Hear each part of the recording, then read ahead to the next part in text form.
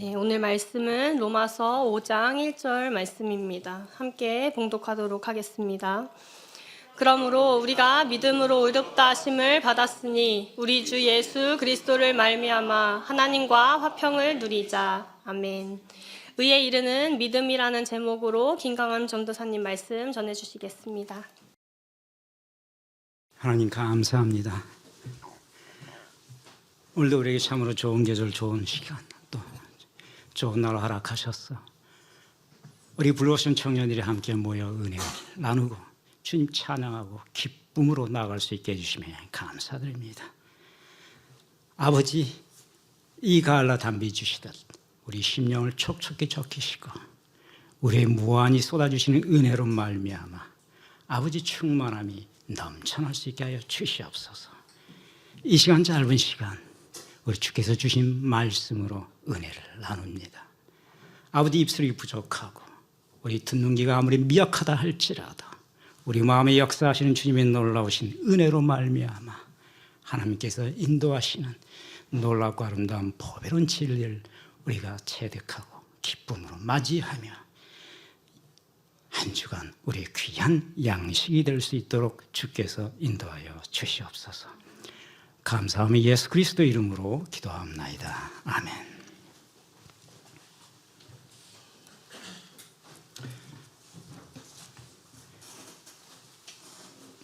반갑습니다. 오늘은 우리 들어오는데 또 우리 생명이 생명이 두 아기가 이렇게 나가는 모습을 봤는데 여러분들 잘 모르겠지만 저도 언제부턴가 보면은 아이들 보면은 베이비들 보면은 막 가슴이 뛰고 여러분들 아직 그런 거 없죠? 젊어서 있어요? 나에게는 머나먼 옛날 얘기였고 이제는 돌아올 수 없는 얘기지만은 이제 손자 손녀로 돌아올 수는 있겠죠. 근데 아이들을 보면은 그냥 눈에 아리고 그냥 그렇게 이쁘고 그렇더라고요. 근데 우리 또 김원석 전도사님이 또 베이비를 낳았다고 너무나 축복하며 그 새로운 생명을 갖는다고 하는 것은 정말 이 땅이 무엇보다도 이 땅에 어느 것 주신 것보다도 귀한 은혜인 것 같아요. 귀한 하나님의 선물이고 축하드리고 그 아이들 그리고 그 부모 그 인생에 하나님의 놀라신 은혜와 축복이 넘치도록 할 것을 바라고 기도합니다. 오늘은 의에 이르는 믿음이라는 제목으로 여러분들하고 은혜를 나눠볼 텐데요.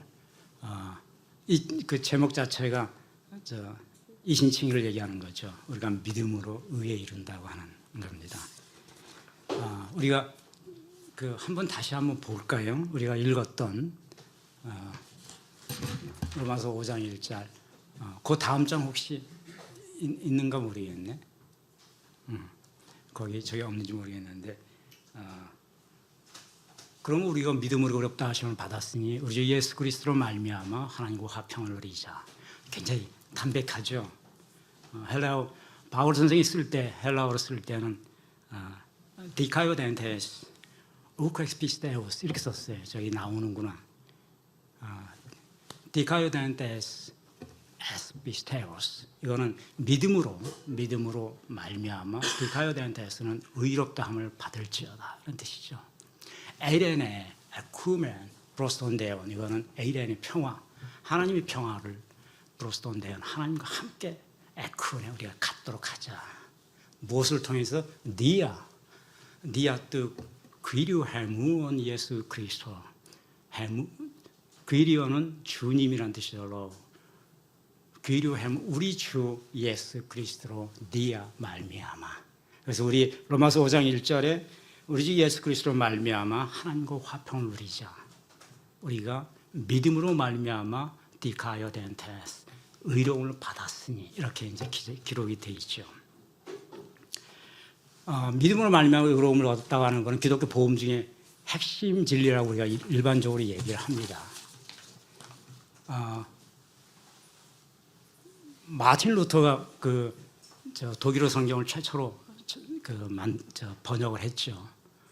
마틴 루터가 신약 성경을 번역을 할 때 다른 성경에 대해서는 그냥 독일어로 번역을 했고 서문을 두지 않았어요. 그런데 오직 로마서에 관해서는 자기가 별도로 성경 앞에 서문을 작성해서 넣습니다. 그걸 이제 유명한 마틴 루터의 기독교 서문이라고 하는데 그 서문은 독일어로 물론 작성해서 넣겠지만 영어 번역본과 함께 우리가 그 웹사이트에서 다운로드해서 볼 수 있어요. 11장으로 된 서문이 있어요. 오늘 우리가 이제 웨슬리 얘기를 하고자 하는 건데 우리는 사실은 기독교 복음 중에 복음 핵심 중에 제일 그 핵심이라고 했던 이신칭이라고 하는 거, 이 명칭은 마틴 루터가 신약 성경을 번역하면서 처음으로 아마 사용을 했다고 해요. 그가 보기에는 마틴 루터가 보기에는 기존의 율법에 의해서 의에 이른다고 하는 그 구약의 논리를 구약의 진리를 완전히 뒤집은 새로운 예수님 이후에 새로운 진리가 로마서에 담겨져 있다라고 해서 마틴 루터는 성경 중에 성경의 로마서를 우리가 항상 입에 담고 다녀야 된다. 그래야만 예수께서 왜 오셨고 그의 십자가의 의미가 무엇이고 그로 인해서 우리가 하나님과 화평하게 될 수 있다는 것이 무엇인지를 알 수 있다. 이렇게 말하면서 특별하게 이 로마서를 이해하기 위해서는 다음에 몇 가지를 우리가 이해해야 된다라고 하면서 자기가 성경 앞에다가 서문, 프레피스라고 서문을 특별히 썼죠. 11장에 이르는 서문을 썼는데 그 서문의 내용은 뭐 특별한 건 아니에요. 로마서 16개의 장을 하나씩 그 요지가 무엇인지를 일단 이해를 해달라고 하는 거죠. 그 성경을 읽는 독일어로 마틴 루터 최초로 독일인들에게 독일어로 된 성경을 공급했던 번역해서 제공했던 사람이니까 이제 여러분들이 그 어려운 라틴어로 성경을 보려고 할 필요가 없다. 그리고 카톨릭에서는 성도들에게 성도를 못 보게 했잖아요. 못 보게 했으니까 독일어로 번역할 테니까 이걸로 우리 모두가 성경으로 함께 돌아갈 수 있다고 하면서 그런데 이 성경을 볼 때 제일 어려운 게 로마서였기 때문에 이 로마서의 내용을 내가 간략하게 일단 이해를 주기 위해서 프레피스를 다뤄놓으니까 이걸 꼭 보고 로마서를 읽어라 나가라 이렇게 이제 말을 얘기를 했죠. 그 서문의 내용이라는 것이 뭐 특별한 건 아니에요. 로마서를 압축해서 로마서 1장부터 9장까지는 죄와 은혜가 무엇인지를 지금 바울 선생이 얘기하고 있다. 그리고 하나님의 의가 어떻게 드러나는지 예수 그리스도에 대한 믿음으로 인해 가지고 율법이 아닌 믿음으로 인해서 치인 그 의롭다고 하는데 이것이 무엇인지 그리고 독자들은 율법이 로마서에 있는 율법의 행위와 율법의 완성을 구별해야만 비로소 바울 선생이 얘기하는 복음의 진리 중에 진리라고 할 수 있는 이신칭의를 이해할 수 있다라고 하면서 그걸 구별하자라고 하는 것을 미리 암시를 해주고 있습니다. 그러고 난 다음에 로마서 9장에서 10장, 11장에 이르러서는 하나님이 우리를 어떻게 부르셨고 어떻게 선택하시며 그분의 예정에 따라 우리가 어떻게 하나님의 의에 이룰 수 있는지를 바울 선생이 얘기하고 있다. 그걸 깨달은 다음에 이제 로마서 16장까지 기독교인으로서 크리스찬으로서 우리가 어떠한 실천 윤리로 살아갈 것인지를 담고 있는 것이 로마서다. 이렇게 이제 설명을 하고 있습니다. 그거를 11페이지에 걸쳐가지고 설명을 하고 있는데 요지를 제가 간단히 얘기하면 그렇습니다. 이 말씀 말미에 다시 한번 로마서 서문의 얘기를 해야 될 것 같아요. 왜냐하면 웨슬리를 얘기하기 위해서 로마서 서문을 얘기할 수밖에 없기 때문에 그렇습니다. 오늘은 마틴 루터의 로마서를 얘기하고자 하는 것이 아니고 존 웨슬리의 회심이 어떠한 우리 기독교 역사에 어떠한 영향을 주었으며 왜 그것이 어마어마한 성령 부흥 운동에 연결됐는지 그걸 우리 삶 속에 어떻게 적용해 볼 수 있을지를 논하고자 하는 것이 주제이고 이왕 존 웨슬리 그 감리운동, 성령 부흥운동을 우리가 생각하면서 오늘은 다는 아니겠지만 앞으로 몇 개의 주에 걸쳐가지고 그가 얘기하고자 했던 그 사랑의 메시지가 그가 얘기하고 있던 새로 태어난다는 거, 그 다음에 사랑의 완성이라고 하는 거, 완전한 성과 친이가 무엇이고 그것이 영국 사회를 어떻게 변화시켰으며 현대 사회를 어떻게 변화시켰는지를 살펴보면서 지금 이 시대를 살고 있는 우리에게 어떻게 적용할 수 있는 것인가를 얘기해 보자는 거기 때문에 오늘은 웨슬리 그 같은 그 성령 부분동 계기가 된 자신의 회심, 그 자신의 회심이 어떤 의미를 갖는지를 한번 생각해보는 시간을 가지려고 하는 겁니다. 존 웨슬리는 여러분 너무 잘 알고 있죠. 영국 감리교의 창시자라고 얘기하기도 하고, 복음주의 운동, evangelicals movement라고 하는 리바이벌이라고 하는 복음주의 회복 운동이죠. 우리에게 복음이 회복을 일으켰던 최초로 중세 이후에 최초로 복음이 회복을 일으켰던 사람으로서 유명합니다. 웨슬리는 어떻게 회심을 하게 되었을까? 그리고 무엇이 그를 완전히 다른 사람으로 바꿔놨느냐? 이제 이것을 우리가 생각해 보자 하는 거죠. 그 이전에 웨슬리가 살던 그 시기에 영국 사회를 우리가 한번 잠깐 생각해 보고 유럽 사회를 한번 생각해 볼 필요가 있어요. 영국은 여러분 역사서에 보시면 1688년 유명한 명예혁명이라고 하는 게 있었죠. 그래서 그 왕정을 그대로 유지하지만은 그러나 국민의 대표를 뽑인 국회 의회에 의해 가지고 정치를 해나가는 소위 입헌군주제가 17세기 말에 확립됐어요. 그러니까 인류 최초로 민주주의라고 하는 걸 정착을 시작했던 나라가 영국이었는데, 그 영국이 정작 의회 입헌군주제를 시작하고 난 다음에 급속한 사회적 질병을 앓게 됩니다. 영적, 도덕적 타락이 빚어지는 거죠. 민주주의가 사람이 참정권을 사람으로 하여금 참정권을 확보시면 사회에 참여할 수 있는 길은 제공했지만, 그 대가로서 그 사회의 타락과 도덕적 타락과 영적 타락은 더욱더 극심해졌다는 겁니다. 거기에 이제 산업혁명까지 곁들여지면서 물질세계가 가미되면서 17세기에서 18세기 초에 이르는 영국은 어마어마한 정신적인 타락을 겪고 있는 사회였어요. 그리고 영국뿐만 아니고 프랑스도 마찬가지죠. 그런데 1789년에 유명한 프랑스 혁명이 있었잖아요. 그죠? 프랑스는 그 현상을 민중혁명이라고 하는 이름으로 해가지고 폭동에 의해 가지고 그 현상을 뒤집은 나라죠. 1789년 18세기 말에 일어난 프랑스 혁명은 웨슬리가 살았던 동시대에 일어난 일인데, 프랑스는 폭동을 일으켰고 왕을 죽이고 체제를 전복시키면서 새로운 체제, 공화정이라는 새로운 체제를 등장시켰는데, 그 과정에서 너무나 많은 사람들이 죽어나갔다는 거예요. 유명한 길로틴이라고 하는 거, 단두대가 등장해서 수없이 많은 사람들이 매일 콩코드 광장에서 목이 잘려나가는 고통을 겪어나갔잖아요. 얼마나 많은 사람들이, 프랑스 혁명 과정에 얼마나 많은 사람들이 죽어서 목이 잘려나갔는지, 콩코드 광장, 그 광장 앞에 나중에는 로베스피에르가 사람들을 모아놓고 군중들 전부 집합시켜놓고 공개 처형을 하게 돼 있죠. 하면서 사람들이 목이 한 명씩 잘려나갈 때마다 환호성을 지르게 했다. 인간의 광기가 아주 극렬하게 드러나는 상황이죠. 여자들, 가정주부들을 다 광장으로 불러가지고, 파리의 가정주부들을 광장으로 불러가지고 하루 종일 집행되는 단두대의 처형을 보면서 뜨개질을 하도록 해서 옷을 짜게 했다. 남자들은 집에 있는 와인을 가지고 광장으로 나오라고 해서 술을 한 잔씩 들이키면서 목이 잘려나가는 광경을 보게 했어요. 그 유명한 공포정치라고 하는 거예요. 하루에 잘려나가는 목이 개수가 작을 때는 500개. 500명이 죽어나갔다는 거죠. 기로틴에 의해서. 많게는 1000명 이상이 머리가 뚝뚝뚝뚝 아침부터 해질 때까지 계속 잘려나가는. 그 많은 사람들이 누구죠?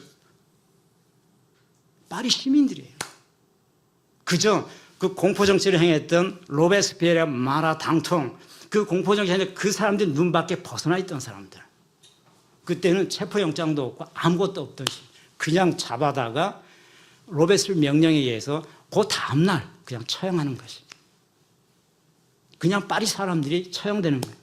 하루에 500명씩 목이 잘려나가는데, 나중에는 사람들이 중독이 돼가지고 졸면서 그걸 쳐다보게 됐다라고 역사적인 기록도 있어요.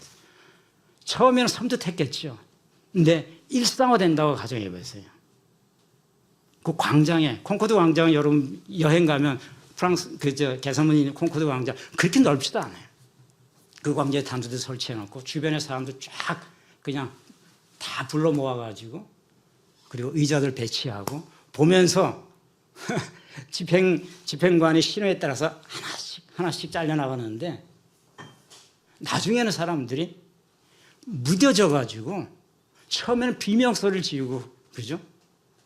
비명소리를 지르고 하다가 무뎌져가지고 그냥 뜨개질을 하는 가정주부가 아 그랬어 하고 그냥 보면서 뜨개질하면서 졸다가 뜨개질하고 남자는 프랑스 와인 많이 마시죠.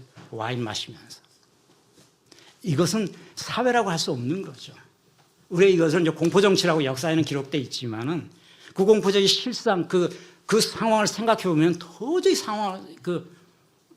현대를 살고 우리가 이성적으로는 도저히 생각할 수 없는 상황이 그대로 벌어지고 있었다. 웨슬리가 살던 영국 잉글랜드 바로 바다를 살짝 건넌 프랑스 땅에서는 그와 같은 일들이 벌어지고 있습니다. 그런데 그 시대에 똑같이 인류 역사를 이끌어왔던 영국과 프랑스 두 나라가 인류 문명을 이끌어온 나라라고 볼 수 있잖아요. 이태리라는 거지. 그 두 나라가 똑같은 시기에 소위 그 왕정을 무너뜨리면서 왕정을 해체하면서 민주주의라고 하는 이름으로 나가는 과정인데 한 나라는 단 한 방울의 피도 흘리지 않고 그 과정을 완수하고 있었고 한 나라는 수없이 많은 사람들이 이제는 피에 물들여가지고 목이 잘려나가도 무뎌질 정도로 그래서 역사책에는 수만 명이 잘려나간 목이 수만 개가 넘어가지고 그렇게 기록되어 있는 그 피해 공포 정치를 그대로 지켜보는 두 나라가 동시대에 어떻게 이렇게 극명한 차이를 나타낼 수 있었을까? 세계사에서는 그 원인을 다루지는 못해요. 그러나 신앙적으로는 그걸 다루볼 수 있다는 거죠. 아놀드 토인비라고 하는 유명한 역사학자가 프랑스 혁명을 보고 인간의 광기가 극도로 표출될 수 있는 모습. 그런데 똑같은 시대에 왜 영국에는 단 한 방울의 피도 흘리지 않냐고 똑같이 의회주로 넘어갈 수 있었는가? 그 중심에 웨슬리가 있었다라고 얘기했어요. 웨슬리가 외쳤던 인간이 성령 부활운동, 리바이벌이라고 했던 거, sanctification revival, 하나님의 의로 돌아가자라고 했던 그 운동이 비록 프랑스 혁명이 일어나기 그 훨씬 이전에 웨슬리가 살았지만 웨슬리도 프랑스 혁명을 직접 눈으로 보고 눈을 감았던 사람이거든요. 그 시기. 웨슬리가 평생 외쳤던 그 성령 부흥 운동이 영국 사회를 완전히 변화시켰다는 거죠. 그래서 똑같은 과정을 동시대에 두 나라가 왕정을 해체하면서 똑같이 민주주의로 가는데 한 나라는 단 한 명의 희생자와 피를 보지 아니하고 그 과업을 완수해서 오늘날 의회주의를 완성했고 한 나라는 공화정을 완성했지만은 수없이 많은 무고한 생명들이 그 무고한 사람들 지켜보는 앞에서 이유도 없이 그냥 죽어나가야 했다는 거죠. 그 공포정치를 행한 집권자의 눈밖에 나면은 그냥 불려들여서 죽는 거예요. 그리고 왜 불렸는지도 모르고 그것에 대해서 아무도 이의를 제기하지 못하고 그냥 그런가 보다 무기력에 빠져버리는 사회. 그리고 피는 당연히 흐를 수밖에 없다. 여기에 완전히 묻혀진 사회가 된 이유가 무엇이냐. 프랑스에는 웨슬리가 없었다는 거예요. 그럼 웨슬리가 어떻게 했길래 영국 사회는 그렇게 변화됐으며 프랑스는 똑같이 기독교가 있었는데 왜 프랑스에는 그렇게 어마어마한 사람, 무고한 생명들이 단두대에 의해서 희생되는 그 상황을 감수하면서 가야 됩니까? 그리고 나서도 프랑스의 공화정은 완전히 정착이 되지 않았어요. 그 이후에도 다시 나폴레옹 황제에 의해서 다시 왕정으로 돌아가고 다시 그 과정을 거치면서 오늘에 이르고는 있지만은 프랑스에 존재하지 않았던 성령 회복 부흥 운동이 존재하지 않았다고 하는 것이 결정적인 차이였다. 그러면 프랑스도 기독교의 유명한 기독교 국가고 영국도 기독교 국가고 유럽 사회 전부가 기독교 국가잖아요. 그죠? 근데 당시의 기독교는 로마 카톨릭이 여전히 헤게모니를 지니고 있었죠. 카톨릭은 오늘날 카톨릭과 좀 꼭 비교해 볼 수는 없지만 우리가 개신교 입장에서 카톨릭에 대해서 가장 기본적으로 의문을 갖는 게 당신들에게 성령이 있습니까? 라고 항상 물어보세요. 카톨릭이 갖고 있는 외형적 경건과 카톨릭이 갖고 있는 규범과 어떤 기독교 교리, 이건 무한해요. 그런데 카톨릭에 성령이 있습니까? 라고 우리는 담대하게 물어볼 수가 있어요. 왜 당신들에게는 성령이 없느냐? 프랑스는 카톨릭 국가였죠. 유럽의 가장 강한 카톨릭 로마처럼. 당시 영국도 성공회라고 하는 카톨릭가 있었죠. 영국 국교였죠. 웨슬리가 본 거는, 웨슬리는 영국의 교회는 있는데 성공회를 말하는 겁니다. 국교라고 하는. 교회는 있는데 영국에는 왜 성령이 없느냐? 영국의 크리스찬들은 많은데 참 크리스찬은 왜 영국에 없느냐? 이걸 얘기를 하기 시작했습니다. 그럼 웨슬리는 원래 그랬는가? 오늘 웨슬리 회심이라고 정한 건 웨슬리도 그렇지 않았다는 거예요. 웨슬리 아버지도 성공의 목사였어요. 사제였어요. 어머니는 거기에 아주 독실한 집사라고 하면 집사일 수도 있고 독실한 부부가 아주 엄격한, 웨슬리 부모님은 아주 엄격한 뭐라고 하나 원리주의자 비슷한 그런 사제였다고 해요.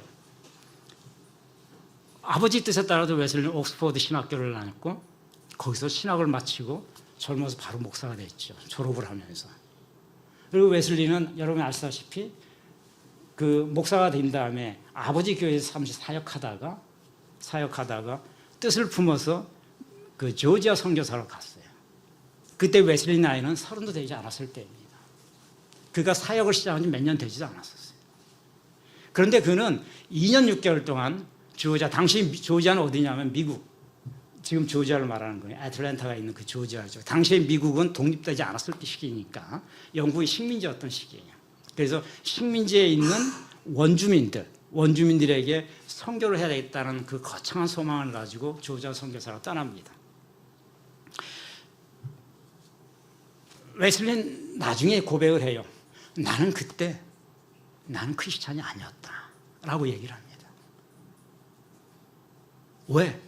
아니 옥스퍼드 신학교를 마치고 목사 자격을 받고 아버지 교회에서 부목사로 사역을 하고 뜻한 바 있어서 조지아 선교사로 와서 조지아에서 2년 6개월 동안 선교 활동을 해요. 그런데 자신은 나의 선교는 실패했다고 규정합니다. 물론 조지아에서 여러 가지 사건들이 있었죠. 뭐 그런 것들은 오늘 대화의 주제는 아니에요. 웨슬리는 왜 나는 크리스찬이 아니었다는 얘기를 했을까? 자기가 목사인데도 불구하고. 웨슬리가 그 조지아로 갈 때 그 풍랑을 만났는데 선교사라고 갈 때 풍랑이 일고 배가 뒤집히려고 그러니까 자기는 겁에 쩔어서 한평생 배가 뒤집힐 정도의 풍랑을 자기가 본 적이 없어서 너무나 두려웠다고 얘기해요. 그런데 그 배에 똑같이 자기하고 같이 조지아로 가고자 하는 그 기독교인들이 있었는데 누구냐 하면 모라비안 교도였다. 모라비아는 그 17세기 네덜란드에 진젠돌프라고 하는 유명한 선교사가 있었죠. 아주 독실한 성령 부흥 운동을 중심으로 하는 아주 독실한 기독교인들이었어요. 카톨릭과는 완전히 다른 이런 종교 개혁 시기에 개혁 운동으로서 등장했던 이탈리아의 그 얀 후스라고 하는 유명한 종교 개혁자가 있습니다. 나중에 처형됐죠. 종교 개혁을 하면서 그 사람을 따르는 부류를 이제 모라비안이라고 얘기하는데 그 교도들이 탄압이 심하니까 카톨릭이 탄압이 심하니까 종교를 찾아가지고 신앙의자를 찾아가지고 그 아메리카로 향하는데 그때 같은 배에 웨슬리가 타고 있었다는 거예요. 근데 어디선가 찬송가 소리가 들리는데 그 찬송을 부르면서 담소를 나누고 기도를 하는 사람들이 모라비안들이 있었다는 거예요. 근데 그때 폭풍우가 일고 배가 뒤집힐 정도로 자기는 두려워서 떨고 있는데 그들은 전혀 두려워하지 않고 하나님께 기도하면서 있더라는 거죠. 웨슬리가 나중에 내가 처음으로 내가 신앙에 있는 존재냐, 내가 믿음이 있는 사람인가를 의문하게 됐던 계기가 바로 그때였다라고 얘기를 합니다. 나는 목사고 저 사람들은 평범한 신앙이 있는데 저들은 전혀 두려워하지 않고 모두 손을 맞잡고 그 폭풍이 있는 배가 난파될 것 같은 그 배에 앉아가지고 하나님께 기도를 드리고 있더라. 근데 나는 명색이 목사고 지금 선교사로 저자로 간다고 하는 사람인데 내가 무서워가지고 나는 하나님께 기도할 생각도 못했다는 거죠.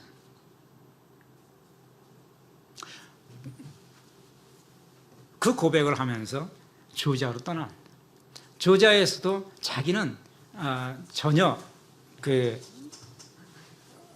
여러 가지 우여곡절을 거치면서 선교 활동을 했었는데 본인이 내가 그 조지아에서 선교 생활을 하고 다시 영국으로 도저히 안 되겠다 해서 영국으로 돌아왔지만은 본인의 고백으로 나는 아직 크리스찬이 아니라고 하는 것을 내가 알았다라고 하는 고백을 하게 됩니다. 웨슬리가 돌아와서 그 모라비안 교도가 하도 신기해서 어떻게 저런 믿음을 가지고 있을 수 있을까?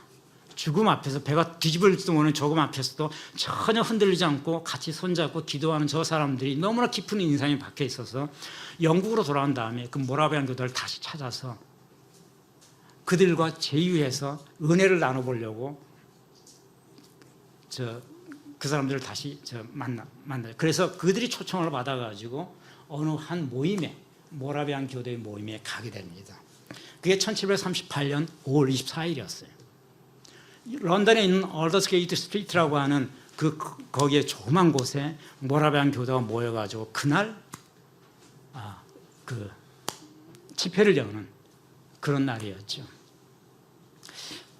웨슬리는 그날 아침에 오늘 저녁에 내가 그렇게 그 이전에 깊은 인상을 받았던 그 사람들과 그 은혜를 나누기 위해서, 영적 대화를 나누기 위해서 오늘 저녁에 만나기로 되어 있는데 자기는 여전히 연우랄과 같이 아침에 성경을 보면서 묵상을 하고 있었다고 해요.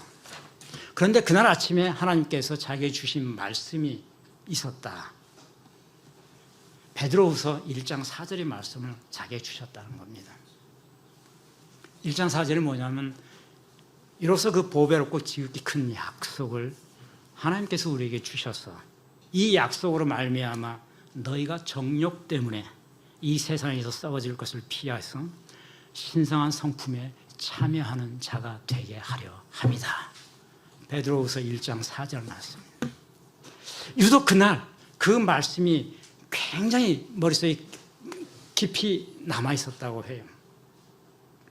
보배롭고 지극히 큰 약속. 명색이 목사인데 날마다 보는 성경 구절이죠. 하나님께서 우리에게 이와 같이 보배롭고 지극히 크신 에반겔리온이라는 약속을 우리에게 주셨다. 그것은 이 약속으로 말미암아 우리가 정욕으로 인해 가지고 이 세상에 썩어질 것을 피해서 하나님의 신성한 성품에 참여하는 자가 되기를 원했기 때문이다 라고 하는 말씀이죠. 웨슬리는 정욕이 무엇인지에 관해서 깊이 생각을 해봤다는 거예요. 베드로후서에 있는 너희가 정욕으로 말미암아 이 세상에 썩어질 것을 피해 하나님이 허락하신 신성한 성품이라고 하는 거예요. 네이아스 비세우스라고 하는 거죠. 하나님이 가지고 있는 이 성품에 너희가 참여할 수 있는 자가 되기를 내가 원한다고 하는 그 하나님 말씀. 그럼 나는 지금까지 내가 이 세상에 가지고 있는 정욕으로 인해서 눈앞에 썩어질 것으로만 보이는 이것에 집착하고 있었던 것이 아닌가 하는 그런 강렬한 자극을 받게 됐다고 해요. 정욕이라고 하는 게 뭐죠? 그냥 단어로만 보면은 잘못 생각할 수 있어요. 성경에서 말하는 정욕을 우리가 잘못 생각하면 그 성적인 욕망으로 착각을 할 수도 있어요. 그러나 우리 성경에서 신약 성경에서 말하는 정욕은 성적인 욕망을 얘기하는 것이 아니고 영어 성경에서 simple desire 이렇게 번역을 합니다.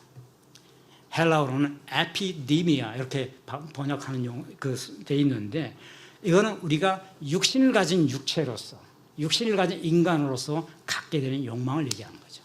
그러니까 성적인 욕망도 당연히 들어있을 거고 그 외에 물질에 대한 욕망, 권력에 대한 욕망, 세상 명예에 대한 욕망, 이것을 신약 성경에서는 그냥 정욕이라고 표현을 하고 있는데 정확한 표현은 아니겠죠. 근데 우리가 그렇게 쓰고 있어요. 샘플, 우리 죄성에 의해서 가지고 있는 욕망들, 이것 때문에 세상에 썩어질 것들만 우리가 바라보게 되고 그것만 갖는 소망을 갖게 된다는 거죠. 그런데 이제 웨슬리는 이제 하나님께서 너에게 네가 진정으로 그 썩어질 것을 바라보지 말고 내가 가지고 있는 신성한 성품에 참여할 수 없겠냐 하는 자극을 그날 아침 강력하게 받았다는 겁니다. 웨슬리 목사가 이 말의 뜻을 몰랐겠어요, 그죠? 당연히 알고 있는 거죠. 그러던 중에 그날 저녁 오후에 모라비안 교도의 약속으로 인해서 올더스게이트 스트리트를 자기가 가게 됐다는 겁니다. 저녁 9시쯤 됐을까? 어떤 사람이, 어떤 성도가 일어나가지고 집회를 하면서 루터의 로마서 서문을 읽고 낭독하기 시작했다는 거예요. 그런데 그 마틴 루터의 로마서 서문, 아까 여러분에게 얘기를 했던 로마서 서문을 읽는 순간 갑자기 내 마음속에 막 불같이 떠오르는 강렬한 불덩어리 같은 믿음이 강력하게 솟구치는 것을 내가 느끼게 되었다라고 그의 일기에 기록하고 있습니다. 웨슬리 회심은 이제 그의 일기를 통해 가지고 바로 이날 내가 새롭게 예수 그리스도를 바라보는 날이었다라고 얘기를 하고 있죠. 비로소 내가 그리스도의 믿음이 무엇이었는지, 그리고 그분을 위해서 구원을 얻는다는 것이 무엇인지, 그리고 이제 내가 더 이상 죄를 짓지 않는다고 하는 것이 무엇인지, 하나님과 화목하게 됐다는 것이 무엇인지를 내 몸으로 느끼게 되었다라고 일기에 쓰고 있습니다. 그래서 우리가 웨슬리 회심이라고, 웨슬리가 회심에 이른 그 모멘텀이라고 우리가 학자들은 얘기를 하죠.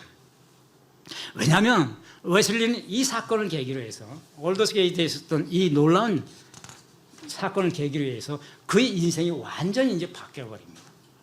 그도 또 목사였어요. 목사였고 자기가 배운 대로, 성공해서 배운 대로, 그리고 옥스퍼드에서 배운 대로 똑같이 설교를 하고 있었어요, 그때까지. 그런데 자기가 바라보기에 옥스퍼드에서 배웠던 내용, 그리고 성공회가 얘기하는 모든 내용들이 기독교의 외형적 건강, 외형적 경건, 그리고 교리와 말씀, 교리를 준수하고 규범을 준수하는 그것에 치우쳐 있더라는 거죠. 물론 당연히 규범도 중요하고 교리도 중요하고 우리가 외형적으로 경건해야 하는 건 중요하죠. 모든 사람들이 자기들은 볼 때 모든 사람들이 다 금식을 하더라, 다 기도를 하더라. 외형적으로 금식하고 외형적으로 기도하는 모든 것들은 예전이나 지금이나 변화가 없는데, 근데 딱 하나가 그들이 마음에 성령의 불덩어리가 있지 않는 것을 내가 느끼게 되었다는 거예요. 내가 그랬다는 거죠. 내가. 그러므로 웨슬리는 나는 크리스찬이 아니었다라고 얘기를 합니다. 나는 기독교인이 아니었다.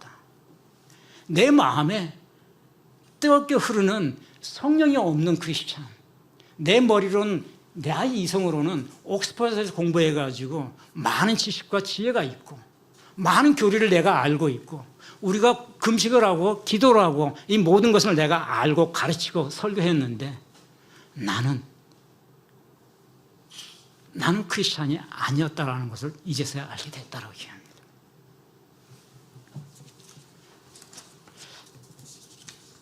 그러면 웨슬리에게 이렇게 엄청난 영향을 줬던 그 마틴 루터의 기독교 서문을, 이 내용을 제가 앞에 얘기를 했지만 간단하게 짚지는 않을 수 없겠죠. 그렇죠?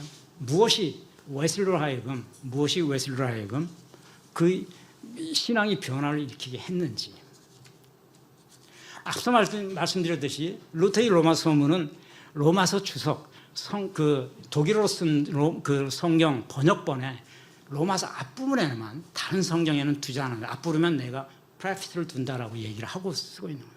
그 이유는 앞서도 말씀드렸듯이 로마서가 너무 어렵고 로마서가 기독교 진리의 핵심을 그대로 설명하고 있는데 오해하지 않고 이것을 알아야만 우리가 비로소 예수께서 우리에게 주셨던 복음의 진리를 이해할 수 있어서 특별히 이 서문을 먼저 읽어보기를 원한다라고 둔 거죠.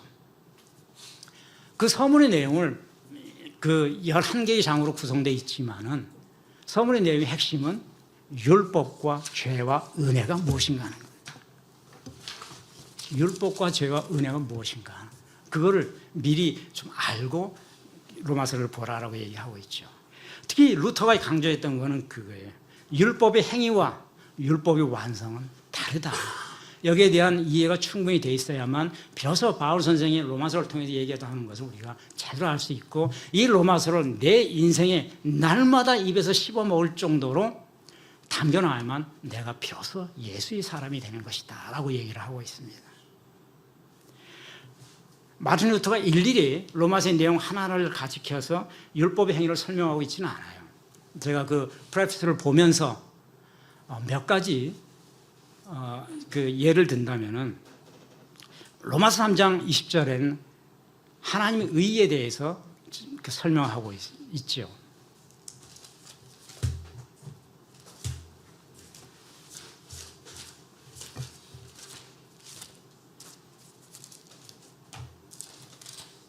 사도 바울은 로마서 3장에서 하나님의 의를 설명하고 있는데 이렇게 얘기를 합니다.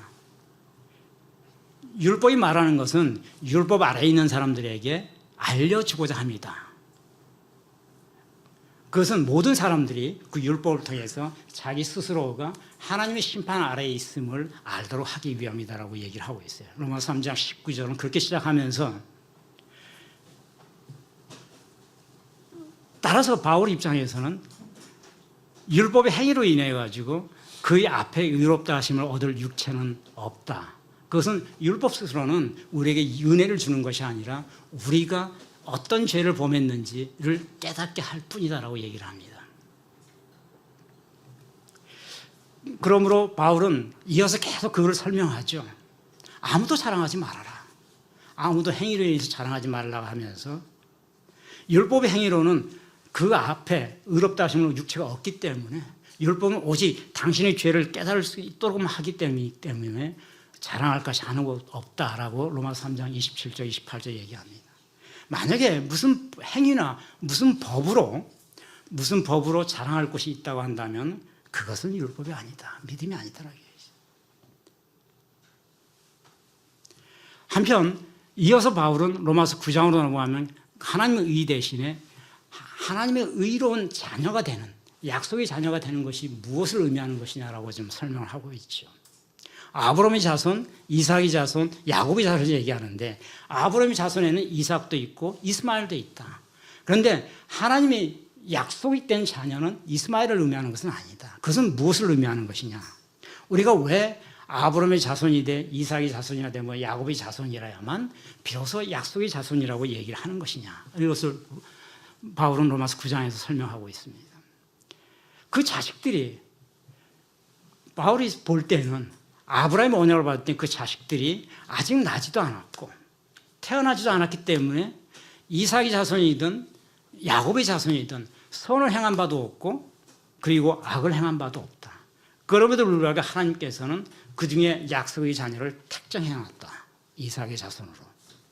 그것은 어떤 사람의 행위로 인해 가지고 그 사람의 행위로 인해 가지고 하나님께서 의롭다 하심을 주지 않겠다는 것이나 마찬가지다라는 설명을 하고 있죠.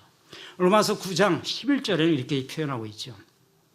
그 자식들이 아직 나지도 아니하고 무슨 선이나 악을 행하지도 아니한 때에 택하심을 따라 되는 하나님의 뜻이 행위로 말미암아 있지 아니하고 오직 부르시는 그분이 선택에 있다고 하는 것을 알려주려 합니다.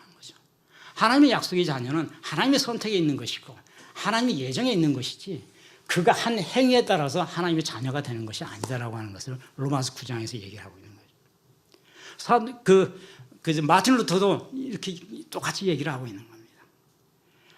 계속해서 로마서 11장에 가면은 바울은 이렇게 얘기해요. 이스라엘에 남은 자가 있다고 하는 말이 무엇을 의미하는 줄 아느냐라고 얘기를 합니다.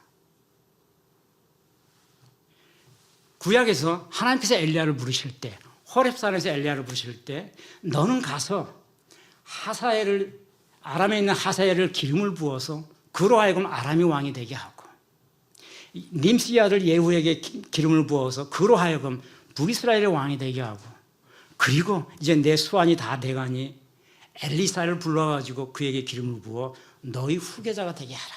이렇게 열왕기에 기재가 되어 있습니다. 그때 엘리야가 사람들이 나를 죽이려 하고 예후가 나를 죽이려 하는데 내가 그걸 어떻게 하겠습니다라고 하나님께 얘기하죠.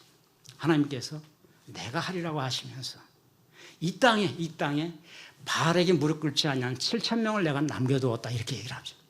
열왕기 18장 19장 20절에 보면 그렇게 이 남은 자는 하나님, 바울은 그렇게 얘기를 합니다. 이 남은 자는 하나님께서 바알에게 무릎 꿇지 않은 남은 자는 자신이 선택된 자녀를 의미한다. 그러면은 바울 선생은 이제 이스라엘의 남은 자가 있다라고 하는 거죠.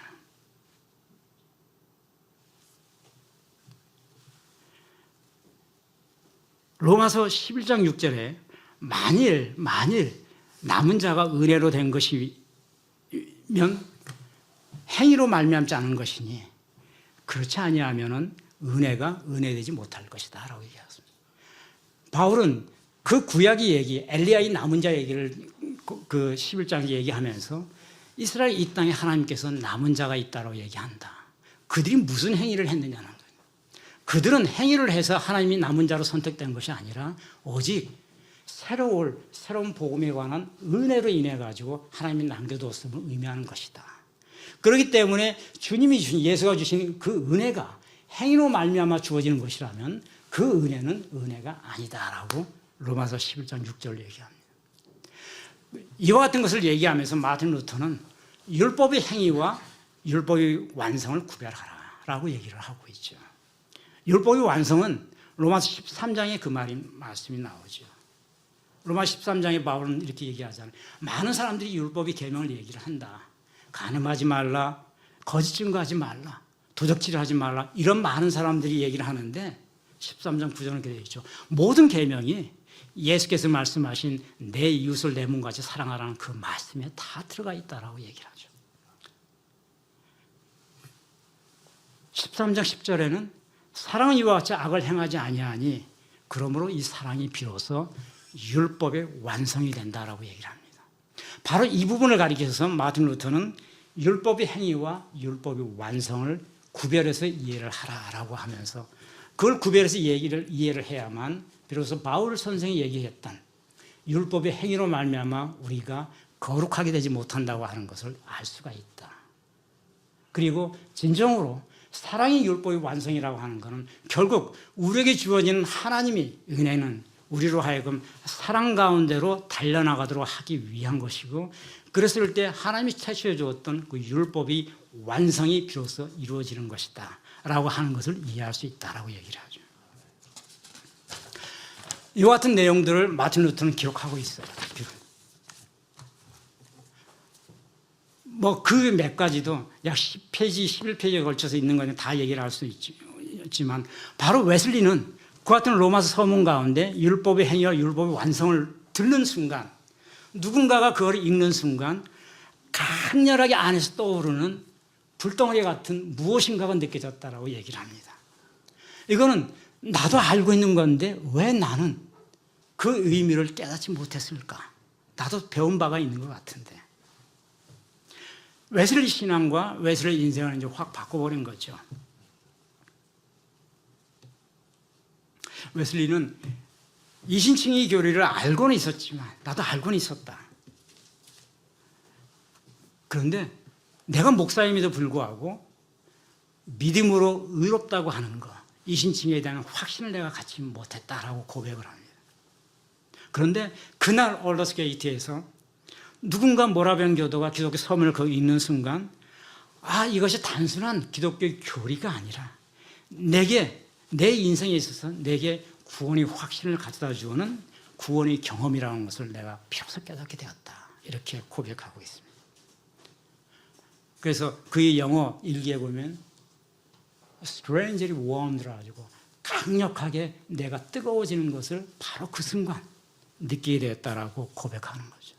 이 순간이 바로 내게 회심, 내가 바뀌어지는 회심의 순간이었다라고 얘기를 합니다.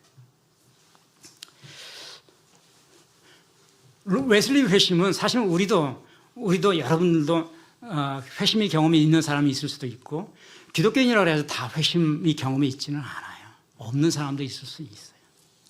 그런데 왜 웨슬리 이 회심이 의미를 갖는가 하는 것은 우리 역사적인 경험 때문이죠. 웨슬리는 이 회심을 근거로 기점을 해가지고 설교 내용이 완전히 바뀌기 시작해요. 이제. 그동안 나도 그 기독교 선교사를 지오지아에 2년 6개월 동안 하면 선교사를 있으면서 얼마나 많은 설교를 했느냐.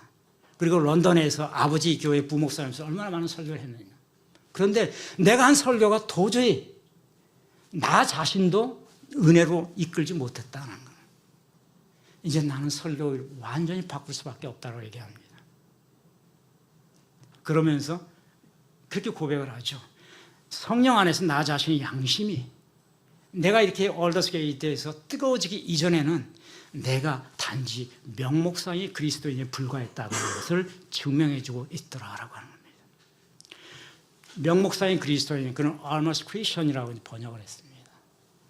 내가 다음 주나 다음 주쯤 almost Christian이라는 제목으로 그의 설교문을 가지고 다른 방식으로 여러분들과 은혜를 나눠보려고 해요.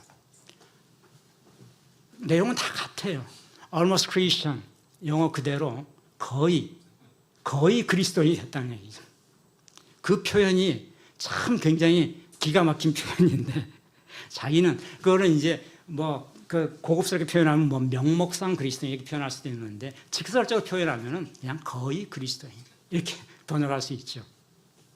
자기 스스로가 나는 크리스찬이 아니고 almost 크리스찬이었다. 목사인 나도 그렇게 얘기를 합니다. 이제부터 나의 설교는 그런 식으로 할 수가 없다고 하는 걸 느꼈다는 거예요. 우리가 변하자 하는 것을 얘기하는 거예요. 변하자. 성령으로 거듭나지 않고 내 안에 성령이 뜨거운 열기를 내가 느끼지 못한다면 나는 크리스찬이 아니라는 겁니다. 그래서 변화된 한 사람 한 사람이 함께 존재하는 공동체, 그게 교회죠. 그 교회는 바로 변화된 사람들을 한 사람 한 사람이 이해가지고 그 교회는 이 사회에서 예수께서 구현하고자 했던 그 사랑의 완전한 공동체로 나가는 것을 의미한다. 그래서 개인은 성령으로 변화돼야 되고 성령의 뜨거운 체험이 있어야 되고 교회는 그 같은 성령의 체험을 가진 사람들이 모여서 교회는 이 사회를 어떻게 성화시켜 나갈 것인지를 끊임없이 연구하고 끊임없이 노력해야 된다는 거죠. 개인의 변화와 사회의 성화 동시에 이루어지지 않으면 우리는 항상 almost Christian으로 남게 될 것이다 라고 하는 얘기를 하게 됩니다. 그래서 1738년은 계기로 해서 그 기점을 해서 그 이전에 그 웨슬리 설교는 기존의 카톨릭이 가지고 있던 영국 성경이 가지고 있던 기독교의 교리를 강조하고 규범을 강조하고 금식을 강조하고 기도를 강조하고 형식을 강조하고 예배를 강조했던 그와 같은 전통적인 설교에서 완전히 벗어나서 변합시다. 성령을 체험했습니까? 성령을 느낍니까? 여러분이 성령을 느낄 수 있습니까? 런던에 교회가 있습니까? 옥스퍼드 신학교에서 설교를 하면서 많은 신학교 신학총장들이 있는데 초청받아가지고 설교를 하면서 여러분이 가운데 성령이 있습니까? 라고 호소합니다. 여기가 교회가 맞습니까? 이 런던 시내에 가장 똑똑한 사람들이 모여있는 이곳에 교회가 없다면 런던의 교회가 어디에 있습니까? 이렇게 외치죠. 물론 그런 외침으로 웨슬리는 영국 옥스퍼드에서 쫓겨납니다. 다시는 설교를 그 옥스퍼드 신학생들과 옥스퍼드의 교회를 모욕했다는 이유로 해서 쫓겨납니다. 그래서 다시는 옥스퍼드에서 설교를 할 수 없었다라고 해요. 그래서 쫓겨나서 간 곳이 거리에서 설교를 하기 시작했죠. 광장에서. 광장에 사람들 모아놓고 여기가 교회입니다 이렇게 얘기를 합니다. 그리고 여러분 마음속에 성령을 느끼지 못하면 여러분이 구원의 체험을 하지 못하면 여러분은 그리스도인이 아닙니다. 나도 그랬습니다. 이렇게 호소하는데 이 호소가 하나씩 영국 사회를 변화시켜 나가는 거죠. 그 시점이 바로 프랑스 혁명이 있던 시기하고 비슷해요. 똑같은 영국인들과 프랑스인들, 프랑스에서는 성령의 체험과 사랑의 완성, 사랑의 공동체라고 하는 그 같은 웨슬리 얘기가 없을 때 똑같은 프랑스 카톨릭 똑같은 설교와 똑같은 교리가 끊임없이 되뇌어졌지만 그 광장에서는 그 똑같은 그리스도인이 모여가지고 피를 즐기면서 와인을 마시고 단두대에 목이 떨어지는 걸 보고 뜨개질을 하고 사람이 죽어나가는 것에 아무런 감동을 느끼지 못하는 사람들이 가득 찼고, 그래서 내일은 옆집 아저씨가 죽어나가도 아무것도 못 느끼는 그런 사회였지만 영국은 단 한 명도 그런 참혹한 광기와 폭동을 겪지 않고 건전한 민주주의를 이루어나갈 수 있었다. 그때 영국인들은 웨슬리가 수십 년 동안 호소하고 부흥했던 여기 성령 부흥 운동을 주장했죠. 감리교 부흥 운동이라고 얘기하잖아요. 메소리즘 리바이벌이라고 이제 교회사에서는 얘기를 하지만 그 성령 부흥 운동에서 모든 사람들이 변하자는 목표는 사랑이라는 거죠. 사랑의 완성체를 향해서 우리가 가야 된다. 거기에 무슨 폭동이 있겠으며 인간의 광기가 어떻게 존재할 수 있겠냐는 거예요. 사람이 변하니까, 교회가 변하기 시작해가지고 조그만 소규모 모임이 변하기 시작하니까 지역사회가 변하고 영국 전체를 횟수는 모르겠어요. 뭐 수만 번에 걸쳐가지고 매주 광장에서 뭐 만나는 곳마다 설교를 했죠. 어마어마하게 많은 사람들 상대로 사랑과 성령을 얘기하는 거예요. 사랑과 성령을 들은 사람들이 어떻게 광기가 발동될 수 있겠어요? 그죠? 어떻게 증오심이 일어날 수 있으며 은혜를 얘기하는데, 그런데 똑같은 시대의 바다 건너에서는 은혜를 얘기하는데 왜 그 어마어마한 폭동과 광기가 발동되며 끊임없이 사람들 죽고 죽이며 환호하고 그걸 그칠 줄 모르고 그러면서도 공화정이 완성되나요? 완성되지 않잖아요. 그 과정을 거쳐서 완성되지 않는다는 거죠. 우리가 카톨릭에 대해서 얘기하는 거죠. 당신들이 성령이 있습니까? 저는 카톨릭을 비판하려고 이 말씀을 전하는 것이 아니에요. 지금도 여전히 유효해요. 로마 카톨릭에 대해서. 당신들에게 성령이 있습니까? 은혜가 있습니까? 정의는 있을 수 있어요. 그들에게도.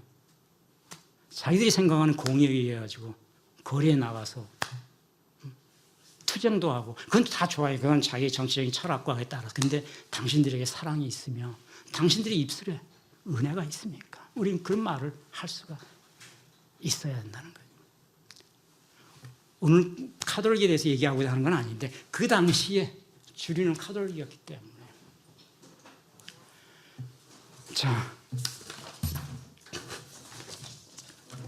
결론입니다. 웨슬리 얘기하는 거는 한 위대한 인물을 얘기하고자 하는 것이 결코 아니에요. 웨슬리를 비판하는 사람도 무지무지 많죠. 그거는 뭐 신학적으로도 그렇고 신앙적으로도 칼빈과 웨슬리 사이의 신학적인 충돌 얼마든지 있어요. 그런 건 중요하지 않아요. 우리는 신앙인이고 우리는 우리 신앙이 우리가 살아가는 이 삶 속에서 어떻게 적용될 수 있는 것인지, 그리고 그것이 교회가 사회를 어떻게 변화시키며 앞으로 나가도록 할 수 있는지가 중요한 것이지 특정한 교리나 교의가 중요하지는 않기 때문에. 그거는 신학자들이나 또는 뭐 특정한 부분을 연구하는 목회자들에게는 중요할지 몰라도 신앙인에 있어서는 그건 중요하지 않다. 중요한 거는 다 꽉 막혀 있을 때, 그죠? 정의를 얘기한다고 하면서도 은혜가 없는 정의, 그죠? 행위로 선행을 한다고 하면서도 돈이 있어서 어마어마한 선행을 할 수 있어도 그 가운데 은혜가 없는 선의, 그런 거는 결단코 의에 이르지 못한다. 구원에 이르지 못한다. 그 신학은 결단코 예수께서 주신 복음이 아니다라고 하는 거, 그거를 그 시기에 17세기, 18세기 그 시기에 꽉 막혀있던 그 시기에 한 사람의 회심으로 그의 깨달음으로 사회를 변화시켜 나갔던 그것이 오늘날 우리에게도 워낙 중요하고, 오늘날 우리 한 사람 한 사람이 개인적 신앙, 개인적 체험, 신앙의 영적 체험이 너무나 중요하기 때문에 우리가 이 소재를 다뤄보는 것입니다. 그러므로 우리가 믿음으로 의롭다 하심을 받았으니 우리가 주 예수 그리스도로 말미암아 하나님과 화평을 누리자. 로마서 5장 1절. Dikaiodentes ukakpisteus eirene kumen prostondeon diatu quiriu tu 예수 그리스도. 바울 선생이 얘기했던 믿음으로 말미암아 의롭다함을 받을 것이고, 그러므로 인해서 우리가 하나님과 화평을 누리게 되었다. 예수로 인해. 우리 모두가 우리 삶 속에서 어떻게 적용될 수 있는지를 고민할 수 있기를 바랍니다. 기도하겠습니다. 감사합니다, 주님. 아버지, 우리에게 항상 은혜를 함께 하시며 주께서 우리를 부르시는 그 소망 가운데로 달려갈 수 있는 용기와 은혜를 주심에 감사드립니다. 오늘도 함께하는 우리 블루오션 청년들 주님께서 기억하시고, 이 청년들이 머리에 주님 친히 안수하심으로 날마다 성령이 비오듯 쏟아지는 폭풍과 같은 놀라운 성령의 은혜와 체험이 있도록 하여 주시고, 이들이 인생을 통해서 향차 대한민국이 변하고 교회가 변하고 인류의 하나님의 복음이 온전하게 정착될 수 있는 하나님의 귀한 전사가 될 수 있도록 아버지 인도하시고 축복하여 주시옵소서. 감사하며 예수 그리스도 이름으로 기도하옵나이다. 아멘.